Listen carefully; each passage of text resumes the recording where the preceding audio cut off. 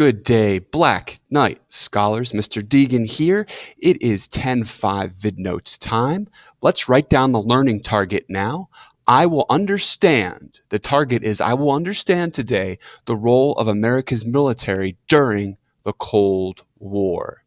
And one of the Cold War presidents was this man, JFK, John F. Kennedy, and unfortunately his life was taken from him early. He was assassinated in 1963, and we'll learn about that today.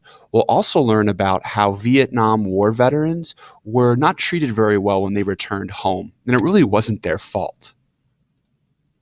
A summary: a strong military was the key to America's victory over the Soviet Union in the Cold War. Yes, Uncle Sam and America defeated the bear of the Soviet Union during this conflict that never was bloody.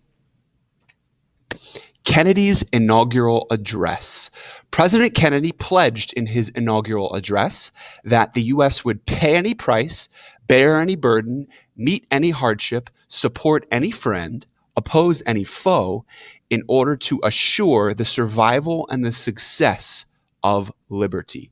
In the same speech, one of the most important presidential speeches in world history, he also said, "Ask not what your country can do for you, ask what you can do for your country." It's your job to help out. It's not the government's job to give you everything. The address was given on January 20th, 1961.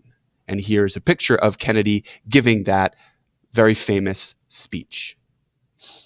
Cold War win. During the Cold War, millions of Americans served in the military, defending freedom in wars that were not always popular. Many were killed or wounded.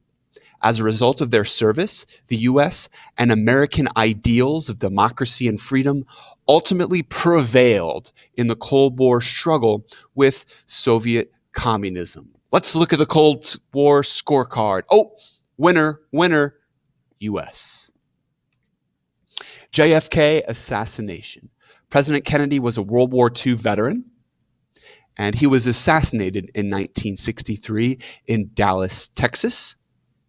There's a newspaper article about that. The event shook the nation's confidence. When your leader is killed, you fear, and began a period of internal strife and divisiveness, especially spurred by divisions over U.S. involvement in Vietnam. Should the U.S. stay in Vietnam? Should the U.S. have all of its troops leave? Why were we there in the first place? A lot of these people were questioning these decisions by their leaders.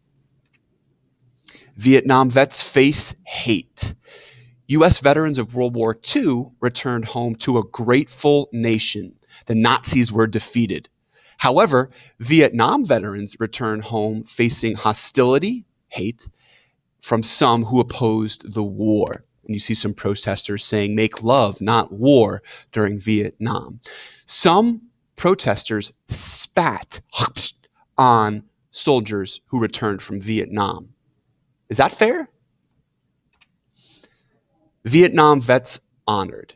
It was not until several years after the end of the Vietnam War that the divisiveness of the war began to wear off. Vietnam veterans were finally recognized and honored for their service and sacrifices. And here's a badge to show just that. And that is all for 10.5. Before you are done, you need to write two questions worth 3 points about information in this. And don't forget your 10.5 Canvas quiz. Until next time, this is Mr. Deegan signing off.